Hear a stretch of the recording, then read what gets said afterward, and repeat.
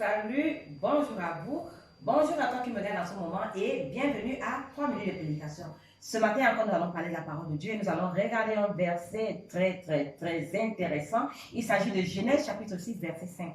Dans le livre de Genèse chapitre 6, verset 5, la Bible dit « Et l'Éternel vit que la méchanceté des hommes était grande sur la terre et que toutes les pensées de leur cœur se portaient chaque jour uniquement vers le mal. » Les pensées du cœur de l'homme sont portées chaque jour uniquement vers le mal. Ça, c'est étonnant parce que lorsque je te dis que c'est voici comment Dieu voit ton cœur, voici comment Dieu te voit, il te voit comme quelqu'un qui chaque jour, n'est-ce pas, ne développe que des pensées méchantes. Alors, avec un tel cœur, avec une telle pensée, comment est-ce que nous pouvons être agréables à Dieu? Nullement pas. Lorsque nous regardons également dans le livre de Jérémie, chapitre 9, verset 17, la Bible dit que le cœur est tortueux, le cœur de l'homme est tortueux et il est méchant par-dessus tout. Qui peut le connaître?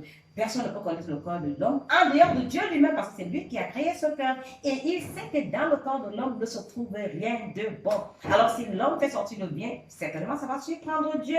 Lorsque nous regardons également dans le livre de Jean, chapitre 2, verset 24 à 26, ça c'est Jésus-Christ qui parle. Il dit qu'il ne voulait écouter aucun témoignage qui vient de l'homme parce qu'il connaît ce qui est dans l'homme. Il sait que l'homme, ce n'est que la méchanceté, ce n'est que le mal, n'est-ce pas, qui sort de l'homme. L'homme a une source d'eau qui jaillit, seulement qui fait jaillir seulement, n'est-ce pas, la méchanceté. Et c'est pourquoi Dieu, dans son amour, a envoyé Jésus-Christ pour venir, n'est-ce pas, guérir l'homme, n'est-ce pas, de ce méchant cœur, de cette mauvaise pensée, afin que nous puissions être réconciliés à lui. Lorsque nous regardons dans le livre de Luc, chapitre 6, le verset 26, la Bible dit « Malheur à vous, lorsque tous les hommes diront le bien de vous. » Ah, si les gens disent du bien de vous, la Bible dit « Malheur à vous. » Alors, qu'est-ce que nous aimons qu'on dise du bien de nous, n'est-ce pas? Pour qu'on nous donne les éloges, pour qu'on nous célèbre, pour qu'on nous apprécie, et ainsi de suite. Mais Dieu dit dans le livre de Luc, chapitre 6, verset 26, que malheur à vous lorsque tous les hommes diront du bien de vous, parce que c'est comme ça qu'ils ont agi envers les prophètes.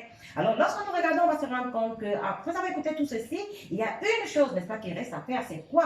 C'est de savoir que si c'est comme ça que Dieu nous voit, alors on a besoin, n'est-ce pas, de pouvoir être réconcilié avec Dieu. Et de quelle manière? Dieu nous a dit qu'il a envoyé son Fils unique afin que quiconque croit en lui ait la vie éternelle. C'est à cause de notre méchant cœur, c'est à cause de notre méchanceté que Jésus-Christ est venu afin de faire comment? Afin d'être l'agneau de Dieu qui ôte le péché du monde dans le livre de Jean, chapitre 1, verset 29. Alors, Dieu, lorsqu'il a regardé à l'homme dans le livre de Genèse, chapitre 6, verset 5, il a dit que le fait que le mal de penser n'est que méchanceté. Il a donc fallu, à cause de cela, que Dieu nous envoie Jésus-Christ pour venir nous sauver. Parce que sans Jésus-Christ, nous ne pouvons pas sortir de cet état-là. Sans Jésus-Christ, nous ne pouvons rien faire nous-mêmes pour notre péché. Nous ne pouvons pas guérir les femmes de notre mal. Nous ne pouvons pas être agréables à Dieu et nous ne pouvons pas nous réconcilier de nous-mêmes avec Dieu. C'est pourquoi Jésus-Christ est venu. Et il est venu pour toi, il est venu pour moi. Et aujourd'hui, grâce à Jésus-Christ, nous sommes devenus des enfants de Dieu saints, justes et parfaits. Et c'est ça qui nous donne la garantie, qui nous donne, n'est-ce pas, l'accès auprès du Père, s'il nous arrive de fermer les yeux sur ce. Je vous dis au revoir et à une autre vidéo de 3 minutes de prédication. Merci.